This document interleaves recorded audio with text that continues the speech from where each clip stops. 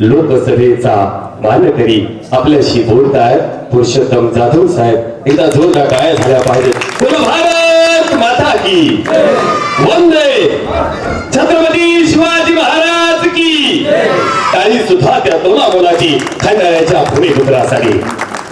छत्रपती शिवरायांना वंदन करून भैरवनाथाच्या चरणी नतमस्तक होऊन आज भादेगणामध्ये विविध विकास कामाचा भूमिपूजन समारंभाचा कार्यक्रम धूमधडाक्यात घेण्यात आला आणि त्या निमित्ताने माझे सहकारी उपजिल्हा प्रमुख प्रदीप दादा माने, त्याचबरोबर आता ज्यांचं आपण मनोगत ऐकलं ते महाराष्ट्र राज्याचे मागासवर्गाचे समन्वयक VD. Waghmare, advocate VD. Waghmare, त्याचबरोबर माझ्या जिल्ह्याच्या सहकारी महिला जिल्हा संघटिका शारदा जाधव या आता आपल्या इथे नाही आहेत पण त्या होत्या कार्यक्रमात. त्याचबरोबर या तालुक्याचे आता ज्यांनी भाषण केलं 2 कोटी निधी देण्याचं तुम्हाला प्रॉमिस केलं ते आमचे तालुका प्रमुख भूषणजी शिंदे, त्याचबरोबर या भागामध्ये नेतृत्व करणाऱ्या जाधवताई, बाळासाहेब जाधव पंचायत समिती सदस्य, त्याचबरोबर आमच्या या गावच्या प्रथम नागरिक निलांबरी ताई गुंगे, त्याचबरोबर माजी संचालक बाळासाहेब साळुंखे, माझे आटिकचे साखर कारखान्याला ज्यांनी काम केलं ते संचालक भानुदास जाधव, त्याचबरोबर गोरखप्पा धायगुडे पाटील, सरपंच दीपक शिंदे कोपर्डे, माझे तरुण सहकारी मित्र ज्यांनी 20 दिवस या तालुक्यामध्ये आंदोलन केलं आणि धनगर समाजाच्या आरक्षणासाठी संपूर्ण महाराष्ट्रामध्ये ज्यांनी या तालुक्याचं नाव पोचवलं तो माझा बावकलवाडीचा मित्र गणेश केसकर, त्याचबरोबर उपतालुका प्रमुख सचिन धायगुडे, आमचे विभाग प्रमुख नामदेव साळुंखे, सागर ढमाळ, सतीश धायगुडे, कृष्णा भरकडे, ज्यांनी 2 मिनिटासाठी मनोगत व्यक्त केले ते आमचे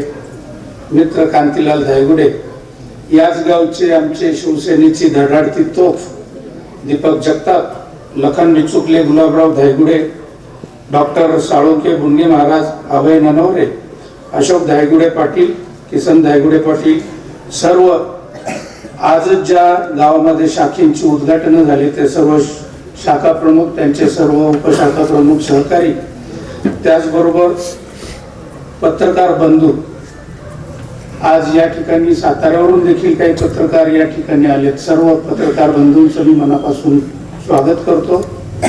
त्याचबरोबर ज्यांनी आपल्याला या स्टेजवरती ज्यांनी त्यांच्या अमोघ वाणीने या ठिकाणी निवेदक म्हणून काम केलं, चंद्रकांत कोकाटे मान तालुक्याचे आहेत, त्यांचे मी मनापासून सहर्ष असं स्वागत करतो आणि बाळासाहेब जाधवांना विनंती करतो की त्यांचं देखील या स्टेजवरती सत्कार झाला पाहिजे.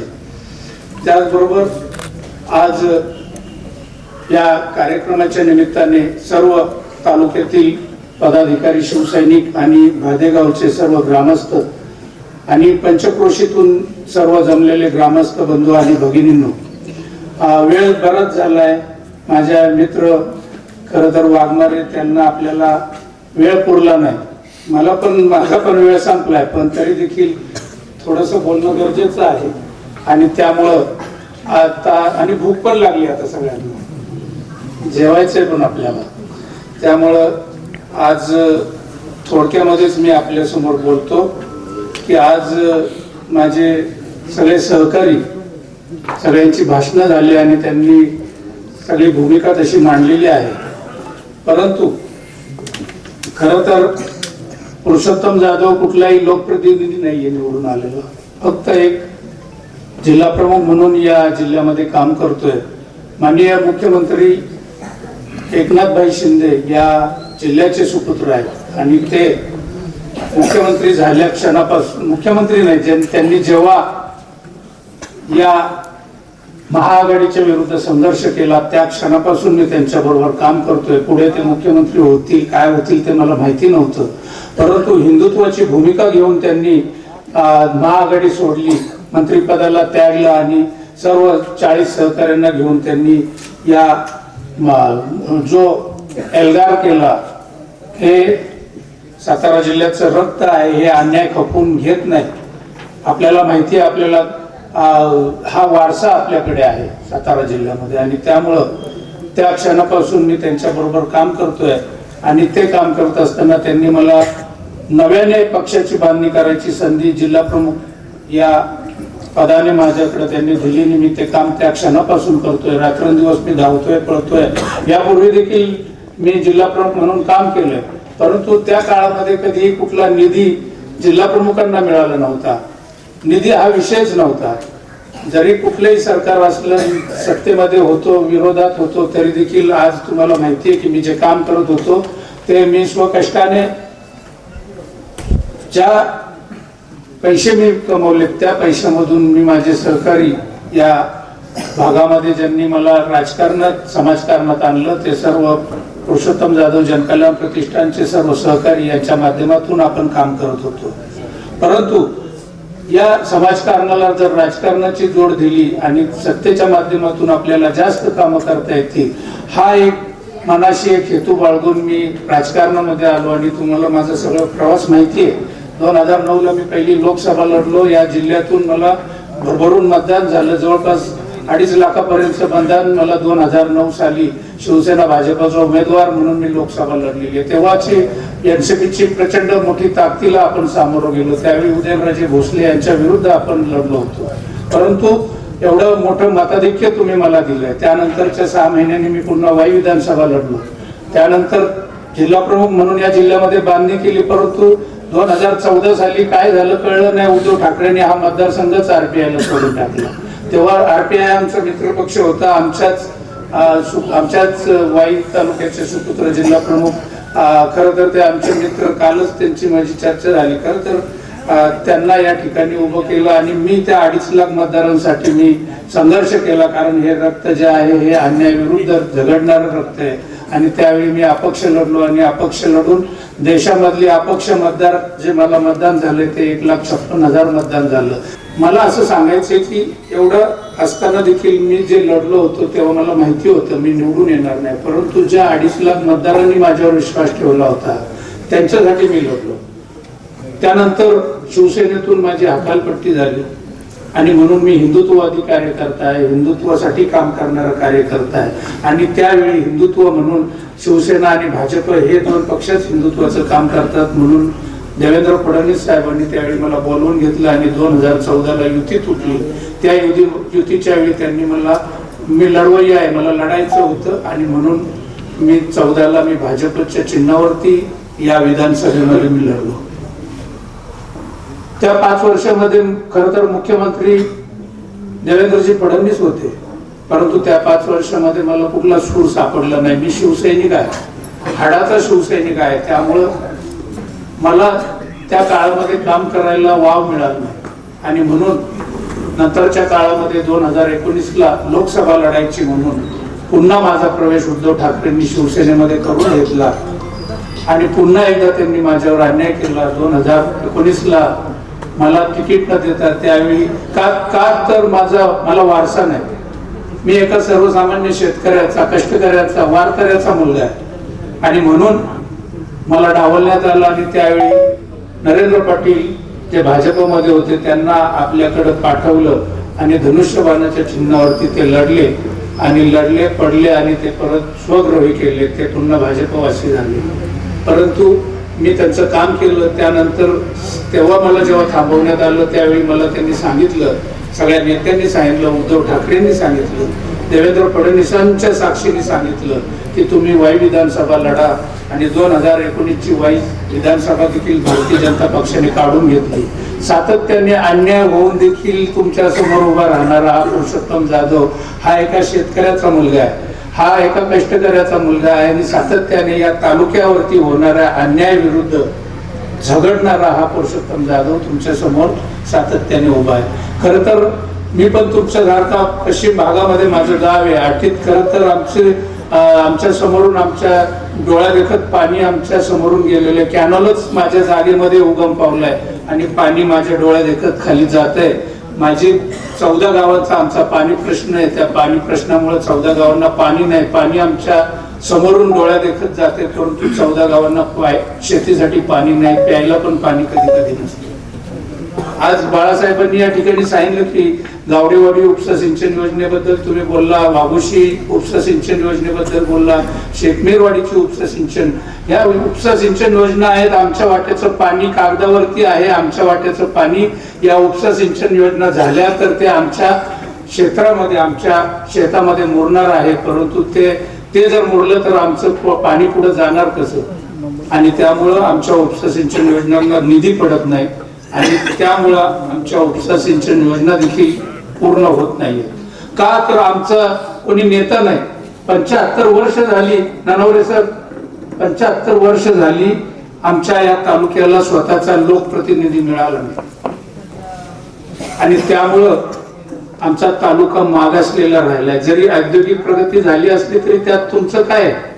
तुम्ही तुमच्या जमिनी कवडी मोलाने दिल्यात आणि इथं कारखानदारी आली आणि या कारखानदारामध्ये तुम्ही बघताय की सत्ताधारी लोकांचेच कॉन्ट्रॅक्ट, सत्ताधारी लोकांचंच राज्य इथं चाललंय. इथल्या गोरगरिबांना तरुणांना चिरडण्याचं काम सातत्याने होत आहे. अगदीच सांगायचं तर मी परवा आमचा एक कार्यकर्ता हार्ट अटॅकने वारला. भारतीय युवा मोर्चाचा तो तालुक्याचा अध्यक्ष लोमचा अवी गायकवाड, आणि तो क्रिकेट खेळताना त्याला अटॅक आला आणि तो वारला.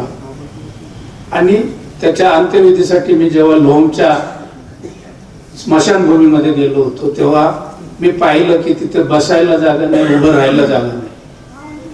मग आमचे लोकप्रतिनिधी काय करतात असा प्रश्न माझ्या मनाला पडला की अरे काय चाललंय? जेव्हा तालुक्यामध्ये जेव्हा फिरतोय बघतोय तेव्हा आम्हाला धड आमच्या बेसिक गरजा आहेत. आम्हाला स्मशानभूमी नाहीये, आम्हाला उभं राहायला जागा नाही, आम्हाला पाणी नाही.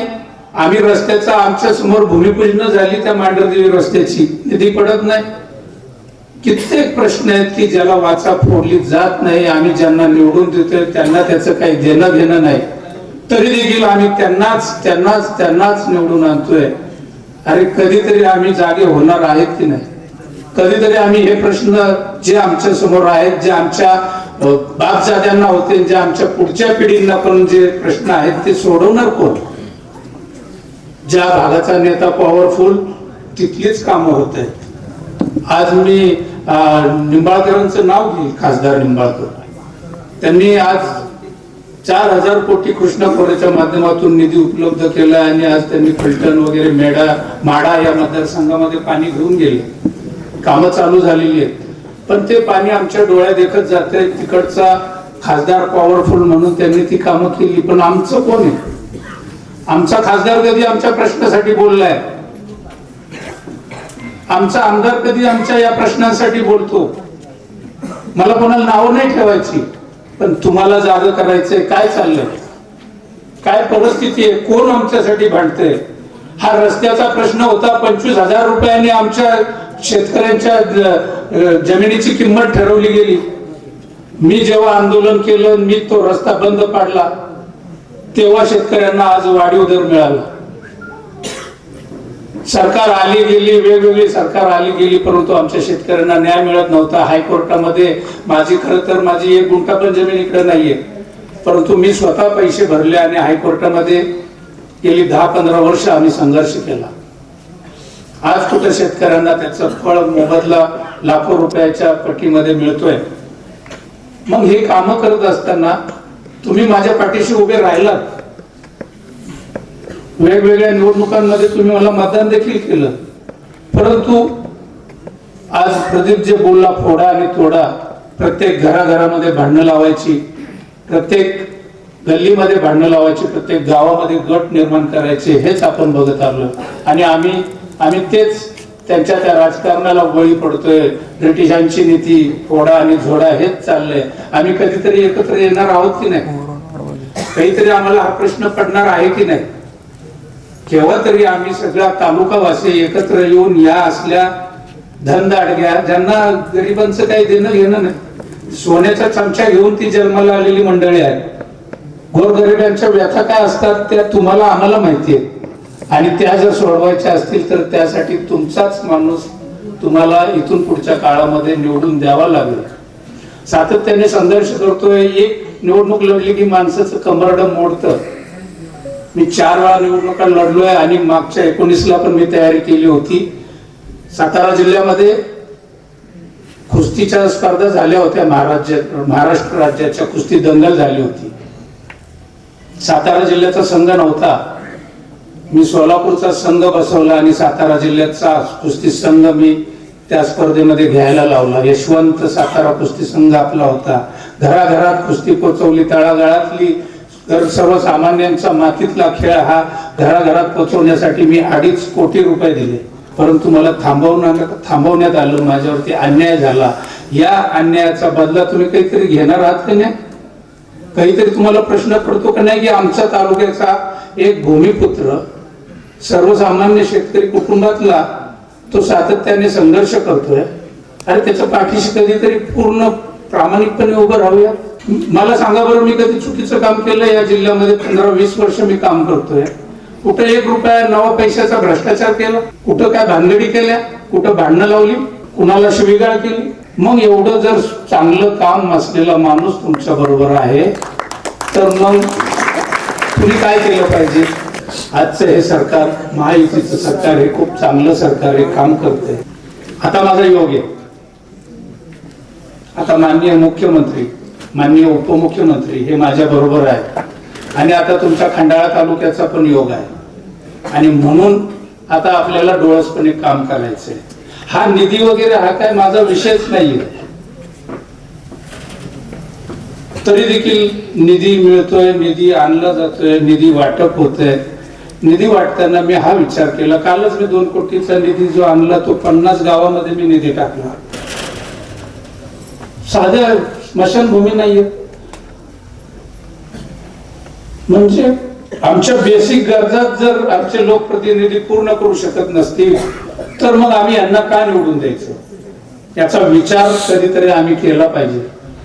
आणि म्हणून आज या भूमिपूजनाच्या माध्यमातून आपण दिवस दुपारपासून खरं तर आम्ही फिरतोय. सर्व गावोगावी उत्साहाचं वातावरण होतं, भगवं वातावरण होतं, आणि सर्व गावोगावी आम्ही शाखा उद्घाटन करून कार्यक्रम आज भादेगावामध्ये घेतला. या ठिकाणी कार्यक्रम घेत असताना मला मनापासून आनंद होतो की सर्व आपण मोठ्या संख्येने या ठिकाणी उपस्थित राहिलात. आज माझ्या सगळ्या सहकाऱ्यांनी मनापासून काम केलं आणि त्यामुळं आज तालुक्यामधलं वातावरण बदलून गेलेलं आहे. मी तुम्हाला आठवण करून देतो, जेव्हा गणेश केसकरनी आंदोलन केलं, 20 दिवस तो उपोषणाला बसला होता. मी त्याचं उपोषण सोडवण्यासाठी सातत्याने प्रयत्न करत होतो. मी पालकमंत्र्यांना घेऊन गेलो, खासदारांना, डॉक्टर विकास महात्म्यांना घेऊन गेलो, तर परंतु तो ऐकत नव्हता. आणि नंतर जो रस्ता रोको झाला, त्या रस्ता रोको मध्ये तुम्ही पाहिलं असेल की हा रस्ता रोको जवळपास 5 ते 6 तासाचा हायवे त्या सर्व माझ्या धनगर बांधवांनी अडवला होता. त्यावेळी प्रशासनाने त्यावेळी ठरवलं होतं की बळाचा वापर करायचा, परंतु मी त्या ठिकाणी उपस्थित राहून मी बळाचा वापर करून दिला नाही. कदाचित ते आंदोलन चिघळलं असतं. आमच्या तालुक्यातील सर्व धनगर बांधवांवरती त्यावेळी केसेस करण्यात आल्या. कदाचित अजून वेगळ्या प्रकारच्या केसेस झाल्या असत्या. त्यावेळी कोणताही लोकप्रतिनिधी तिथं आला नाही. कोणाला त्यावेळी सुचलं नाही की तिथं जाऊन हे मिटवावं, काय असेल ते सामोपचाराने कोणीही उपस्थित राहिला नाही. अशी अनेक उदाहरणं देता येतील की आज आमची एका 15 वर्षाच्या मुलीने आत्महत्या केली सांगवी गावामध्ये, आणि त्या मुलीने आत्महत्या केली. तो विषय आमचे मान खटावचे आमदार विधानसभेमध्ये मांडतात. मग आमची काय परिस्थिती आहे? आम्ही कोणाच्या खांद्यावरती डोकं ठेवलंय? आम्ही थोडासा विचार केला पाहिजे. आमचे बरेच प्रश्न आहेत. आमच्या प्रश्नांसाठी कोण भांडतंय, कोण झगडतंय, कोण आमचे प्रश्न सोडवणार आहे, याच्याकडे आम्हाला लक्ष द्यावं लागेल. मी कोणाला शिव्या घालणार नाही, मी कोणाला चिडणार नाही. मला एकच कळतंय, आमचे एकनाथभाई शिंदे म्हणतात की विरोधकांना कामातून उत्तर द्या. ते आम्ही कामातून उत्तर देण्याचा प्रयत्न करतोय. आणि ती संधी त्यांनी मला दिली आणि त्यांच्या माध्यमातून माननीय उपमुख्यमंत्री साहेबांच्या माध्यमातून आपण जे विकास निधी आणतोय ते आणत राहू. तुमचे जे काही विषय असतील ते सोडवण्याचा आम्ही प्रयत्न करू. आगामी काळामध्ये जे काही तुमच्या समस्या असतील त्या आम्ही प्रामाणिकपणे सोडवू. हेच नाथाच्या चरणी मी तुम्हाला सगळ्यांना आश्वासन देतो. आगामी काळामध्ये देखील तुम्ही ही एकजूट अशीच अखंडितपणे ठेवावी आणि येणाऱ्या काळामध्ये 22 तारखेला मोदी साहेबांच्या हस्ते आज आपण बघतोय की आज इतकी वर्ष झाली खरं तर, परंतु कोण राम मंदिर बनवू शकलं नाही, त्याच्यावरती कोणी त्या विषयाला हात घालू शकलं नाही, कारण तो त्यांचा अजेंडा नव्हता. परंतु भारतीय जनता पक्षाचा तो अजेंडा होता. त्यांनी राम मंदिराचं एक स्वर्गासारखं राम मंदिर उभं केलंय. त्याचं 22 तारखेला उद्घाटन होणार आहे. आपण पण त्या सगळ्या प्रक्रियेमध्ये सहभागी झालं पाहिजे. त्यावेळी संपूर्ण गावोगावी आपल्याला गुढ्या तोरणं उभारून त्या राम जे येणार आहेत त्यांचं स्वागत आपण जरी अयोध्येत गेलो नाही तरी देखील या ठिकाणी आपल्याला केलं पाहिजे. मी सर्वांना मनापासून ते आवाहन करतो आणि या ठिकाणी जास्त वेळ न घेता आपली रजा घेतो. जय हिंद, जय महाराष्ट्र.